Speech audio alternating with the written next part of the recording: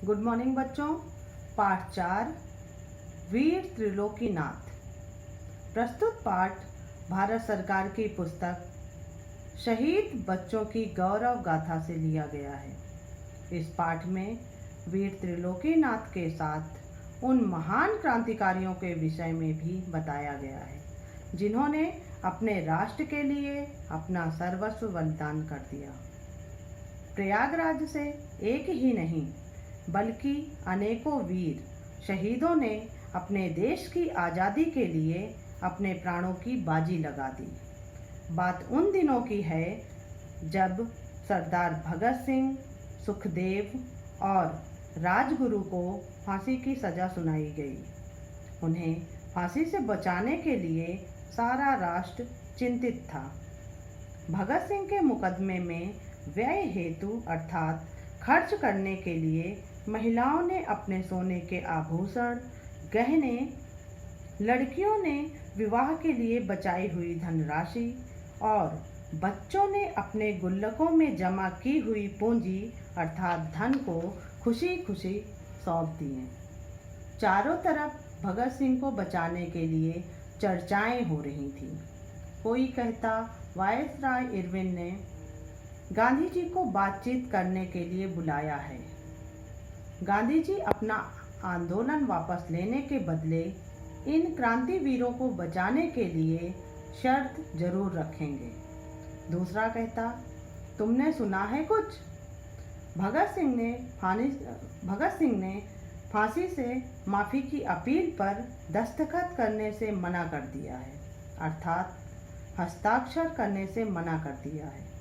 कोई कहता भगत सिंह स्वयं फांसी का फंदा चूमकर नौजवानों में क्रांति की लहर पैदा करना चाहते हैं। किंतु 23 मार्च 1931 को लाहौर जेल में भगत सिंह, सुखदेव और राजगुरु को ब्रिटिश सरकार ने फांसी पर लटकाकर सारी शंकाओं को विराम लगा दिया अर्थात लोगों के मन में अनिष्ट होने के भय को समाप्त कर दिया। एक तरफ इस घटना से पूरा देश उत्तेजित था अर्थात अंग्रेजों के प्रति पूरे भारत में आक्रोश की लहर दौड़ रही थी, तो दूसरी ओर सरकार ने दमन चक्र चला रखा था।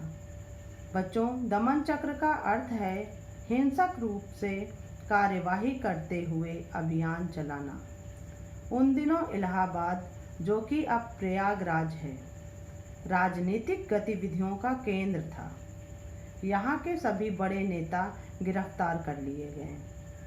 4 जनवरी 1932 को अंग्रेज सरकार ने महात्मा गांधी को भी गिरफ्तार कर लिया, जिस कारण इलाहाबाद में हड़ताल कर दी गई अर्थात सभी कार्यों पर प्रतिबंध लगा दिया गया।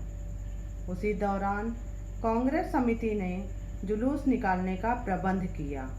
यह जुलूस नेताजी सुभाष मार्ग पर दरवेश्वर नाथ मंदिर से आरंभ हुआ, जिसे देख बिना चेतावनी दिए पुलिस ने इन जन यात्रा में शामिल लोगों को लाठियों से मारना प्रारंभ कर दिया। बच्चों, चेतावनी का अर्थ है खतरे से पहले दी गई सूचना और लाठी का अर्थ है बांस से बनी गोल मोटी छड़ी। भीड़ में लोग इधर उधर भागने लगे, जिस कारण भगदड़ मच गई। तभी घुड़सवार पुलिस ने घोड़ों को भीड़ में छोड़ दिया। घोड़ों से कुचलने पर 4 व्यक्तियों की मौत हो गई। मरने वालों में से एक व्यक्ति, जिनका नाम हर नारायण था, जो कि इलाहाबाद विश्वविद्यालय के एक छात्र थे, वह मात्र 18 साल के थे। इस हत्याकांड की खबर शहर में चारों ओर बिजली की तरह फैल गई। हत्याकांड का अर्थ है हत्या की घटना या कहें कई लोगों की एक साथ की गई हत्या।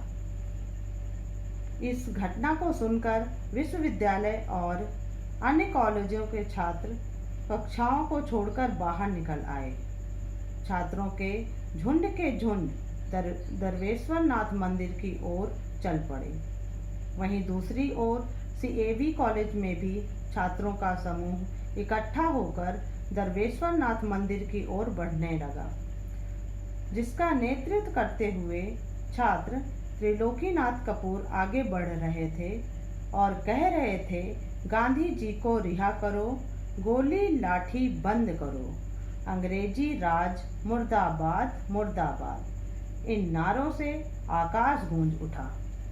छात्रों का आक्रोश देख पुलिस ने चेतावनी देते हुए कहा, सब अपने अपने घर चले जाओ, नहीं तो शूट कर दिए जाओगे, मार दिए जाओगे। इस चेतावनी का छात्रों पर कोई असर नहीं हुआ।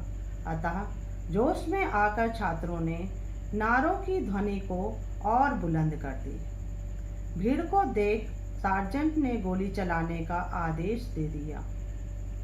गोलियों की चिंता न करते हुए त्रिलोकीनाथ तिरंगा हाथ में लिए आगे बढ़ते रहे।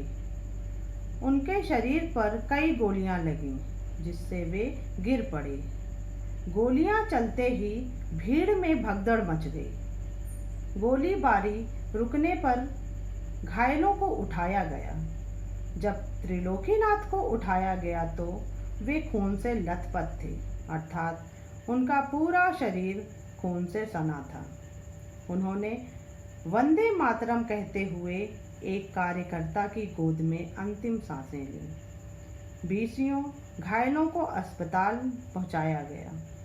जब त्रिलोकीनाथ का शव उनके घर लाया गया तो यह देख उनकी माँ का बुरा हाल था और पिता का धैर्य भी टूट गया था। चारों तरफ हाहाकार मचा था।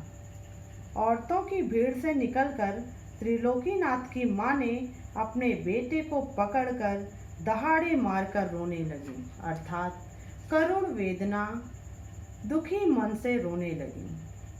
पड़ोस की औरतों ने बड़े प्रयासों के बाद माँ को बेटे के शव से अलग किया। त्रिलोकीनाथ की शव यात्रा में शहर उमड़ पड़ा।